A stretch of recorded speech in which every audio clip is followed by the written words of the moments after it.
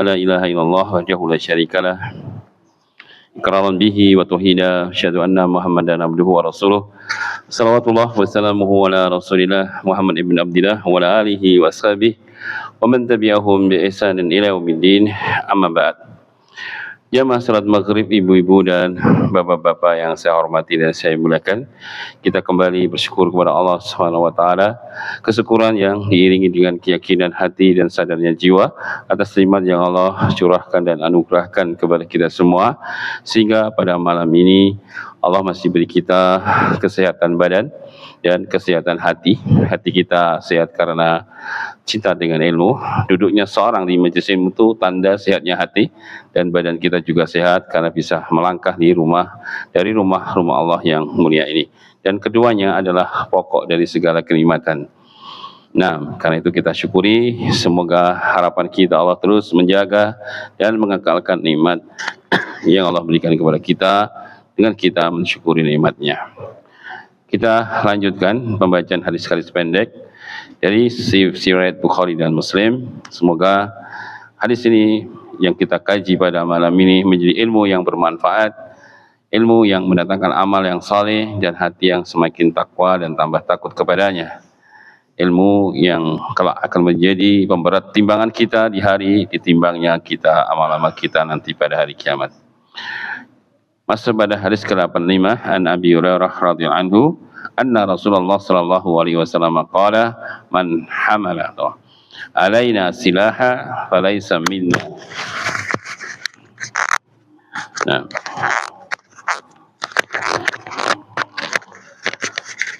Iya. Falaysa minna. Wa man ghasyana falaysa minna.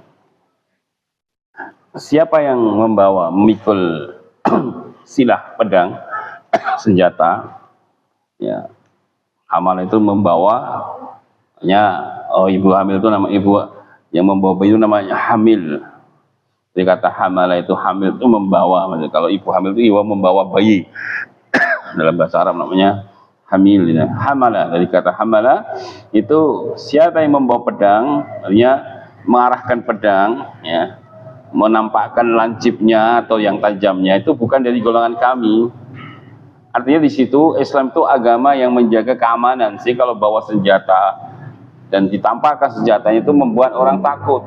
Coba kalau bapak ke pasar bawa golok goloknya tenteng-tenteng gini di tengah-tengah pasar, wah kacau semua kan. Padahal dia mau bunuh tikus misalkan, wah goloknya tenteng-tenteng, kurang ajar padahal ngejar tikus. Tapi goloknya diginikan, semua takut kan. Nah itu tidak boleh. Kalau membawa senjata yang tajamnya ditutupi, kalau ditaruh di bawah sehingga tidak dilihat oleh orang dan tidak membuat takut orang. Nah, di sini Islam begitu. Yang sangat jauh dari tuduhan Islam agama teroris, agama yang seperti itu. Islam agama yang menjaga keamanan, bahkan membawa pedang saja, senjata saja, kalau membuat orang takut itu tidak boleh. Diancam dengan bukan dari kami, itu menunjukkan dosa besar. Ya, karena itu ya jangan membawa sesuatu yang membahayakan dengan terang-terangan ya. Kalaupun harus membawa tombak atau sesuatu yang tajam, maka matanya ditutupi atau cara membawanya di bawah, yang nampak di atas, yang kayunya atau gagangnya yang tidak membahayakan. Adapun yang tajamnya ditaruh di bawah atau ditutupi sehingga tidak membuat takut orang. Nah, itu namanya hikmah di dalam membawa senjata, jangan membuat takut orang. Wa man ghasyana falaysa minna, dan siapa yang menipu bukan dari golongan kami. Ya. Menipu itu kisahnya Rasulullah masuk pasar, ya, kemudian ada penjual gandum, ya, bagus gandumnya di atas kering, Nabi masukkan tangannya ke dalamnya basah. Nah, dia mengatakan man ghasyana falaysa minna, siapa yang menipu bukan dari golongan kami. Ya, dan atasnya kan kering bagus, tapi bawahnya kena air jadi berat kan. Gandum kalau kena air tambah ngepel, tambah berat. Nah, nanti kalau ditimbang berat padahal isinya nggak banyak. Nah, itu menipu dalam jual beli. Maka Nabi mengatakan man ghasyana falaysa minna, siapa yang menipu itu bukan dari golongan kami. Ya, mencuri timbangan, ya, mengurangi timbangan. Kurangnya dikit, cuma 3 on. Kalau ngurangi 1 kilo ya konangan. Ngurangi ya sedikit 3 on, tapi terus 3 on terus. Berapa itu? Wailul lil mutaffifin, ya. Celakalah orang-orang yang mutaffif, orang-orang yang ketika menimbang untuk dirinya yastawfun, minta dipenuhi. Tapi kalau nimbang orang lain, maka dia mengurang-urangi. Kalau dia beli, buat diangat itu tambah dikit, tambah dikit lah, tomboilah sedikit. Gitu kalau nimbangnya nambah-nambah terus, minta sing anget. Tapi kalau dia nimbangkan, ngurang-urangi. Itu namanya mutaffifin. Asalnya mutaffifin itu hanya timbang menimbang, takar menakar, tapi ini bisa dibawa kemanapun dalam segala urusan.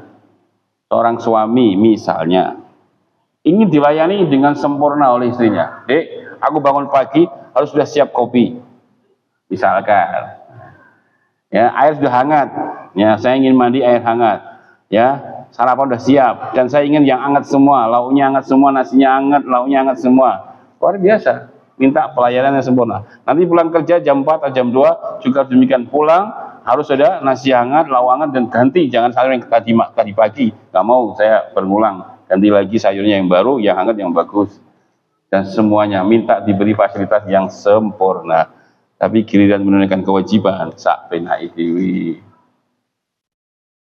Ya, belum 20.000 njaluk sing amis-amis. Ya 20.000. Orduan amise lho. Ya, anak 5, istri 1, dia 7 kan, suami istri 2, anaknya 5, anaknya semego. Tahu semego, Pak? Anak saya itu usia SMA itu semego, mangane ngeri, Pak. Kalau lihat mangane geleng-geleng aja. Iya. Lihat makan anak saya yang ngeri, makan saya entar, saya ngawal itu udah warak saya, namanya semego itu ya. Tambah dur kan, kalau kita tambah besar ya, melebar. Kalau anak-anak itu tambah gede, tambah dur ya. Aduh, makan ngeri, saya ngawasi ngeri. Jadi kalau ngajak makan saya bukan emang seneng saya, makan ngeri. Ya, itu 20.000 jalur sing enak sing amis-amis sih. Itu kan namanya mutaffifin.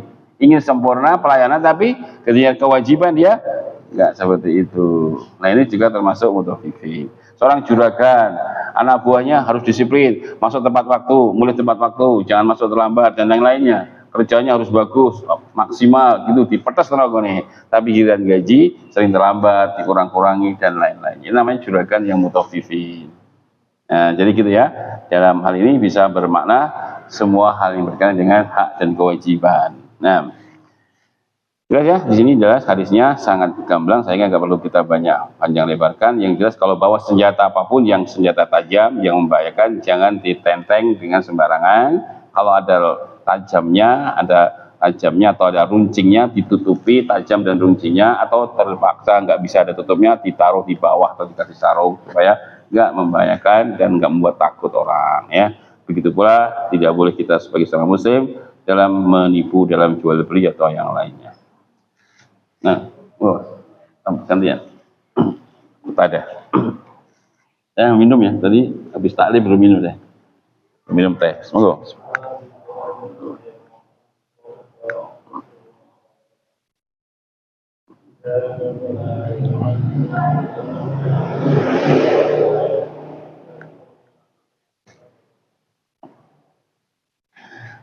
Apabila salah seorang kalian masuk masjid, fala yajlis, maka janganlah duduk hatta hingga ia salat 2 rakaat.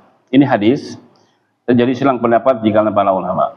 Ada yang mengatakan hadis ini bahwa salat tahiyatul masjid itu hukumnya wajib.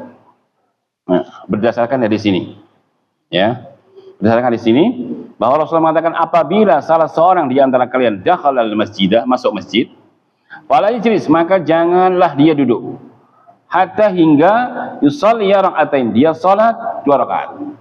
Di sini perintah tidak ada korinanya, tidak ada indikasi untuk membatalkan perintah ini.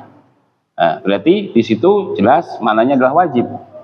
Karena itu sebagian para ulama berdasarkan hadis ini menyatakan sholat 2 rakaat sebelum masuk masjid adalah wajib. Dan yang kedua, hadis yang disebutkan ketika Rasulullah sedang berkhutbah, kemudian ada seorang yang masuk masjid langsung duduk. Kemudian Rasulullah mengatakan, hal sholaita, hei seseorang, apakah sudah sholat tahiyatul masjid? Katanya, enggak, belum ya Rasulullah. Kum, sholat rakaat ini. Kalau kamu berdirilah kau, sholat 2 rakaat. Nah, di situ juga Ketika ada orang masuk masjid langsung duduk, padahal Nabi sedang khutbah ini, sedang sibuk kan tentunya. Tapi begitu ada orang masuk masjid langsung duduk, ditanya, hal sholaita, apakah kau sudah sholat? Ketika dia belum, maka berdiri kau, sholli rakaatain. Maka sholatlah 2 rakaat. Farka rakaatain gitu ya. Farka rakaatain. Maka rukolah 2 kali itu sholat 2 rakaat. Maka 2 hadis itu menyatakan bahwa hukum sholat tahiyatul masjid wajib.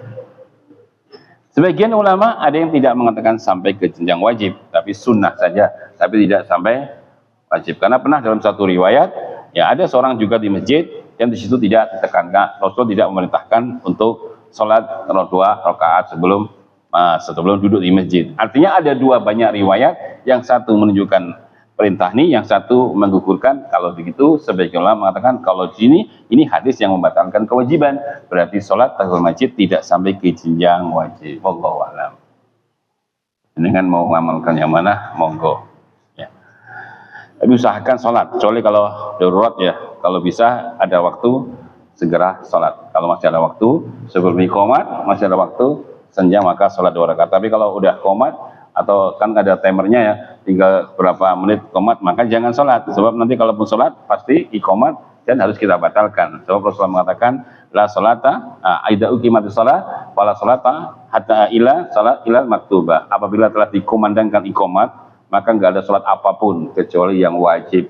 Hanya Allah tahiyatul masjid baru alhamdulillahirabbil alamin terus wallahu jangan batalkan ya. Kecuali kalau tasyahud akhir silahkan lanjutkan. Tapi kalau baru rakaat pertama tiba-tiba iqamat, jangan lanjutkan, jangan batalkan. Karena tadi hadisnya ya, ketika sudah diqamati salat, maka tidak ada salat apapun kecuali yang wajib.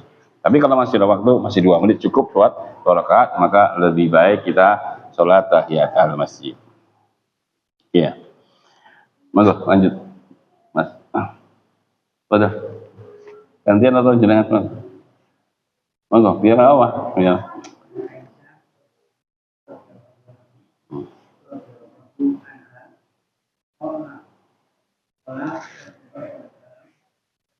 Lata subuh.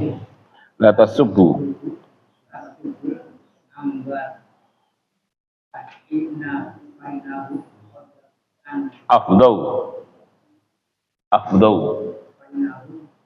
Qad afdau. Qaddamu. Rawahu al-Bukhari. Dari Aisyah radhiyallahu anha, beliau berkata, Rasulullah bersabda, la tasubbul amwat, kau jangan mencela orang yang sudah mati. Karena karena mereka sungguh telah afdau, sudah ketemu apa yang dia tanam, yang dia amalkan, wis ketemu sudah menemuinya, sudah berjumpa dengan amalnya, ya wis rasa dicela. Ya, biarkan saja. Kecuali kalau dia pernah mengajarkan atau sebagai orang yang dulu di dunia mengajari keburukan, ya maka kita boleh jelaskan supaya tidak diikuti orang. Ya, supaya tidak diikuti orang. Kalau diikuti orang, dia tambah dosa nanti. Nah, kita terangkan bahwa bapak ini dulu ketika dia pernah mengajari amaliyah yang salah, yang keliru, misalkan yang tidak diajarkan Nabi SAW, bid'ah gitu misalkan, nah, kita jelaskan boleh. Supaya apa? Supaya mengurangi dosa dia. Kalau dia nggak diterangkan, banyak orang ikuti, maka sepanjang orang ikuti kebid'ahan yang diajarkan, dia harus menanggung dosanya. Nah, itu kasihan. Nah, itu boleh kita jelaskan dalam hal yang dibutuhkan. Tapi kalau berkaitan dengan pribadi dia, oh dia dulu orangnya begini dan begitu, dan nggak membahayakan manusia, jangan, nggak boleh. Sudah dia ketemu apa yang dia telah tanam sendiri. Ya, dia akan memanen sendiri di kebunnya, sudah ketemu dengan apa yang dia amalkan, maka nggak boleh kita mencela kalau berkaitan dengan privasi dan pribadinya. Tapi kalau tadi berkuat dengan umat, tadi mengajari ilmu yang bahaya, mengajari sesat dan lain-lainnya, kita boleh menjelaskan kesesatannya supaya manusia selamat, tidak mengikuti ajarannya. Gitu ya. Nah,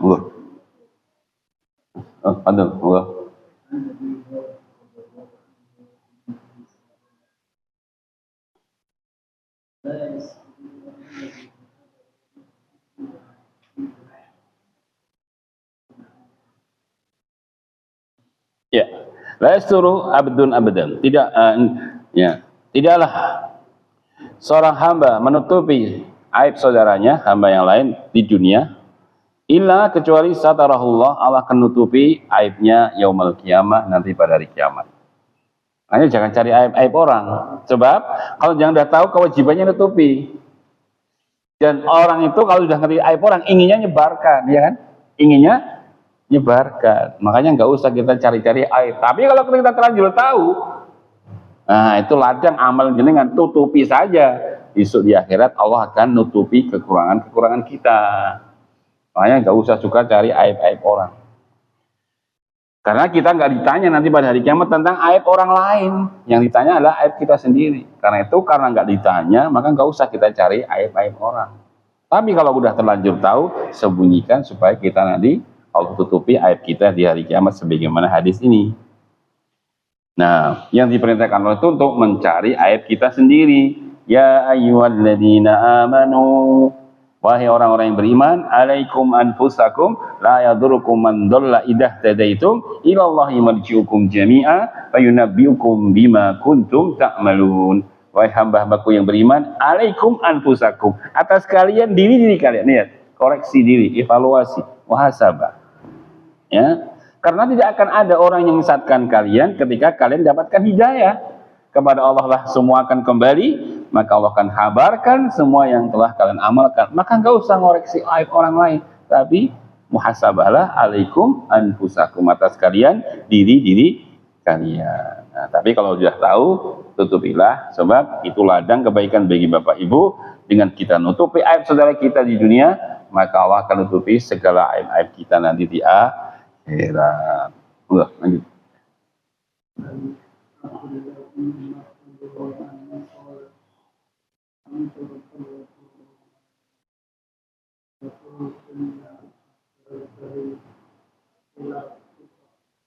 Wajur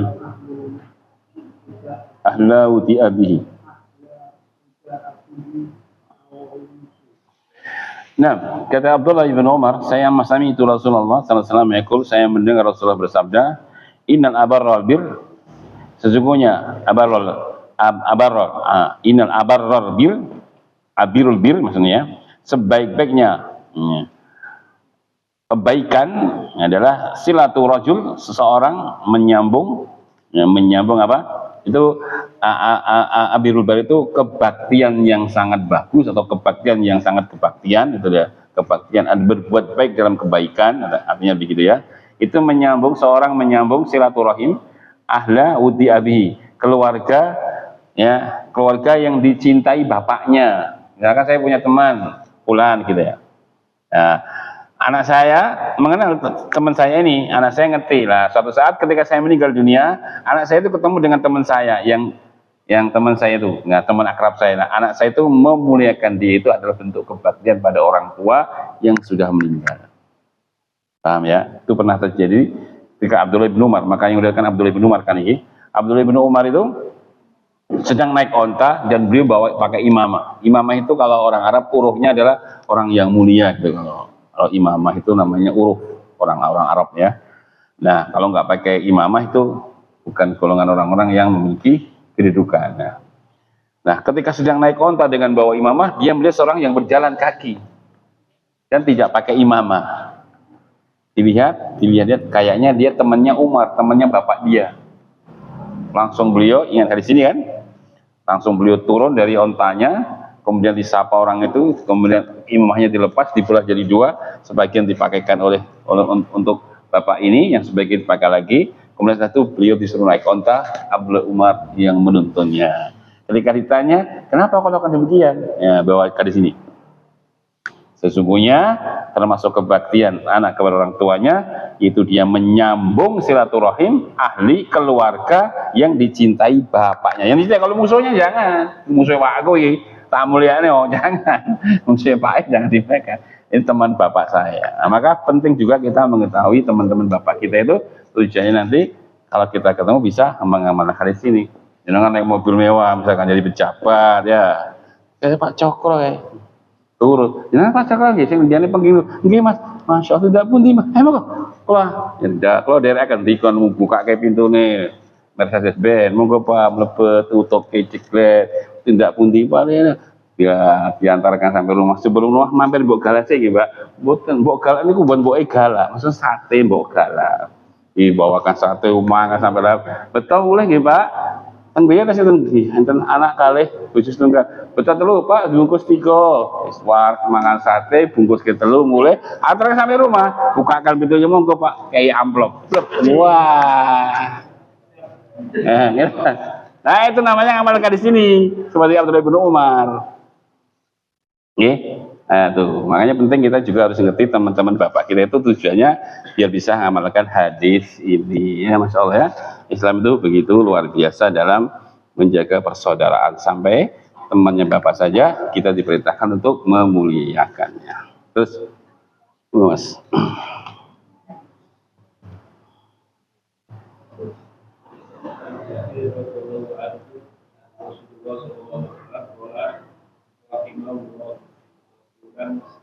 Samhan idza ba'a wa idza ishtara wa idza iqtada. Nah, rahimallahu rajulan, semoga Allah merahmati seorang laki-laki samhan idza ba'a, gampang kalau menjual. Samhan itu apa ya, gampang lah orangnya yang dotoli yang jual tuh gampang. Mas, saya pengen barang tapi cuy kurang tidak apa ambil, gampang samhan kalau dia memjual ya Mbak. Dan juga idastara, ketika membeli juga gampang. Kadang-kadang orang beli jelimet nyangepol, bapak ibu-ibu ya bapak bawa lating tuh pernah bawa bapak bawa dodol arit lating tuh dipikul tuh Pak, jalan udah tua sekali. Ibu-ibu itu berapa itu harga pisau Pak? Harganya 15.000 Pak, 2,5 oleh Pak. Ya Allah, 15.000 yang 2,5. Nah, Bu. Ya, kayak general lebat. Engko yen isono marem banget tak nyang pol-polan ya. 2,5. Ya ampun ta Bu, jeneng ndake 2.500, 2.750. Enggak 250 tok. Ya Allah, Bu. Kalau saya beli 20.000 itu Pak, mana? Berapa Pak? 15 ini ada uang 20.000, enggak usah kembali. Nah, saya ki wong tuwa ya. Orang tua masih mau cari nafkah. Dodol pisau dimulai seperti nyanyi 2.500, wah memet banget nyanyi. Nah, itu biasanya mak-mak itu. Ya. Jangan, ya. Jangan mama itu. Nggih, Pak. Ya. Yang ngenyang jelimet tepol. Ya.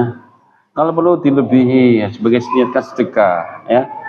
Niatkan sedekah. Ya, Pak ini ya saya beli satu, enggak usah paling enggak usah ditawar lah ya.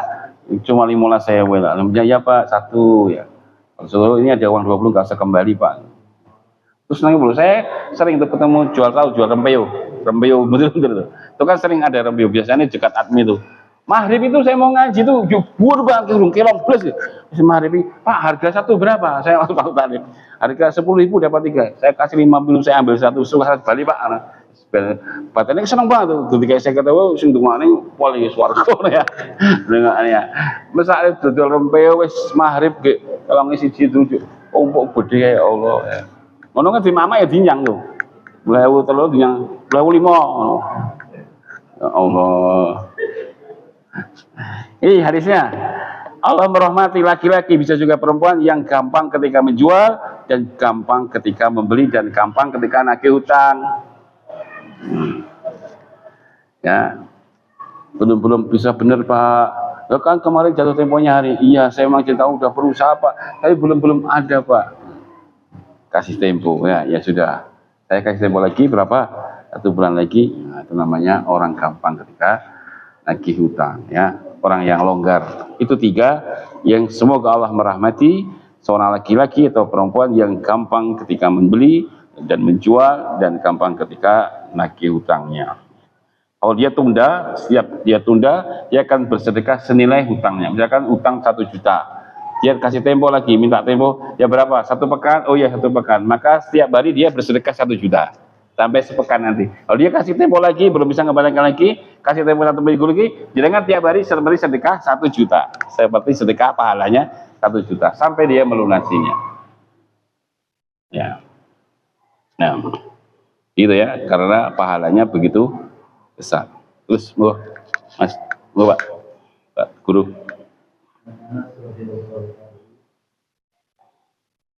Man ahab anal Ayyub Sato. Ya. wa yunsa.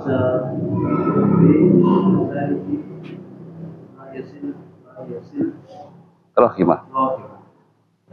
Nah, Rasulullah mengatakan man ahaba ayyubsata, siapa yang senang atau suka dibentangkan, yubsata, diluaskan lahu baginya fi rizqihi, pada rezekinya, wa yusalahu fi athari, dan ditunda ajalnya, dipanjangkan usianya, maksudnya ditunda ajalnya, falyasil rahimah, maka adalah dia sambung silaturahim.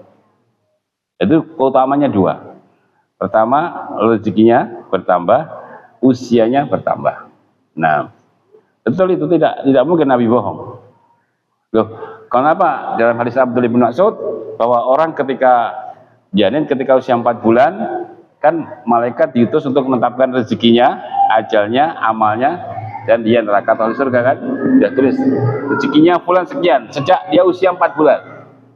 Itu selalu al-malak ya. Maka Allah utus malaikat bikat bin rezeki, tulis rezekinya si bulan ini sekian, ajalnya sekian, tulis semua. Umurnya nanti dia meninggal usia sekian, rezekinya sekian, misalkan begitu. Udah ditulis ketika kita usia 4 bulan di rahim. Ini hadis kok mengatakan barang siapa yang senang dipanjangkan rezekinya dan diluaskan rezekinya, tambah usianya, sama silaturahim. Berarti silaturahim bisa merubah umur kalau begitu. Iya benar. Nah, lantas bagaimana dengan hadis tadi? Nah, kita kompromikan. Hadis ini nggak berseberangan, nggak mungkin hadis-hadis sahih itu bertentangan, nggak mungkin. Nah, cara menerjemahkannya begini, cara ulama menjelaskannya. Hadis ini dengan tadi nggak bertabrakan. Tapi begini, saya kasih contoh.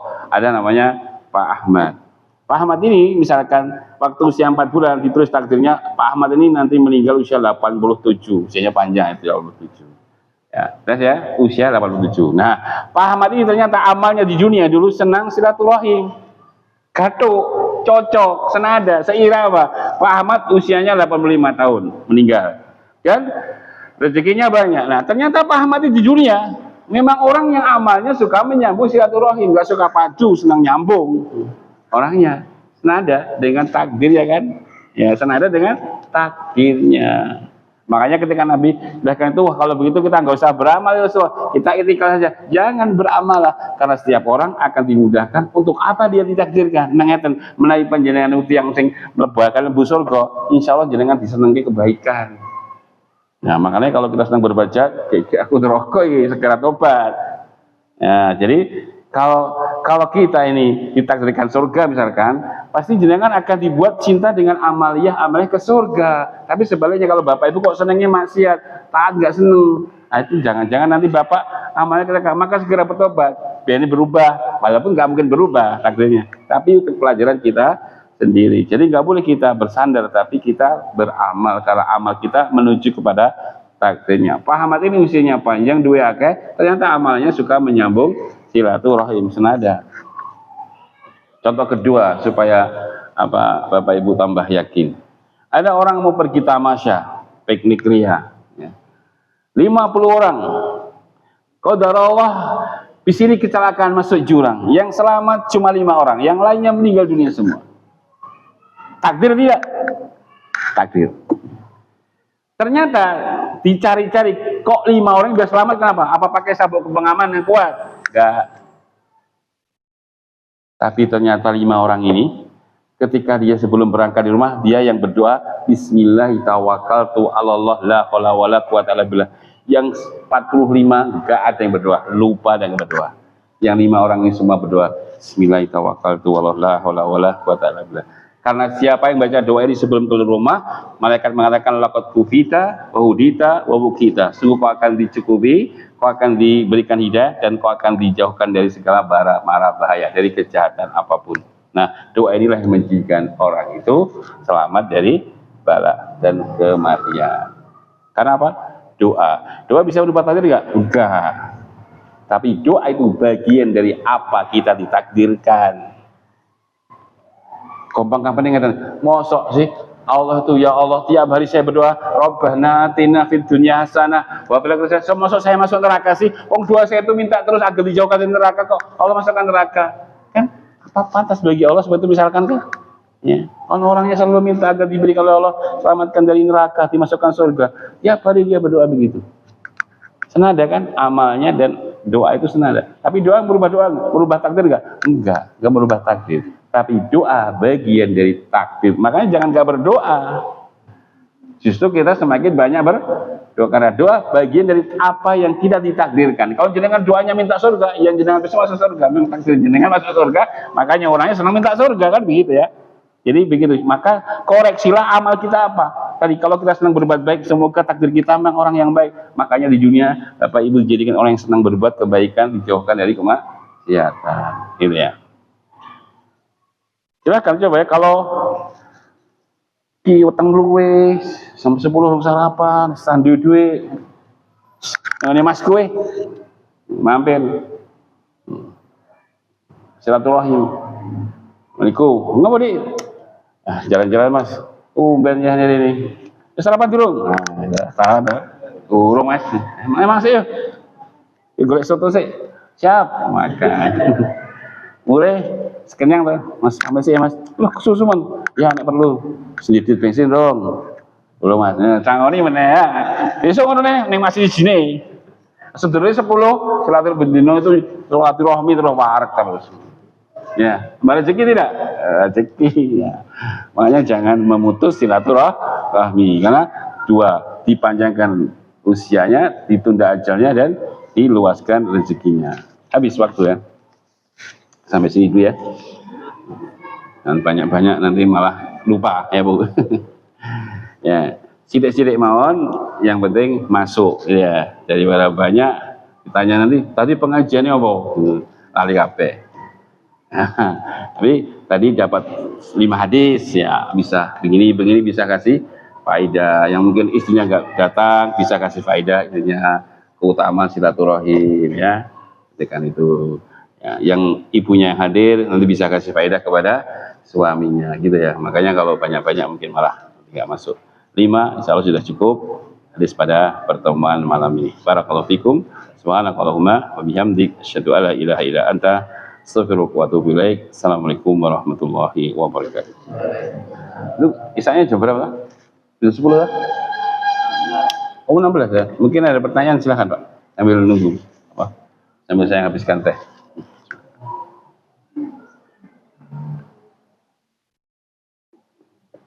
Ini ibu-ibu yang tadi sering diprotes, ini kalau mau tanya, mau protes saya silahkan.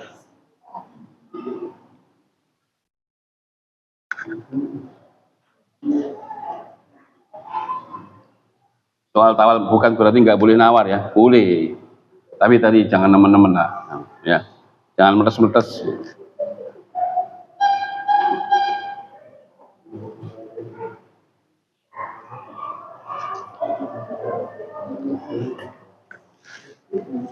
Yang masih banyak banget, kuat. Demikian kalau nggak ada yang bertanya kita akhiri. Subhanakallahumma bihamdika asyhadu an la ilaha illa anta astaghfiruka wa atubu ilaik. Assalamualaikum warahmatullahi wabarakatuh.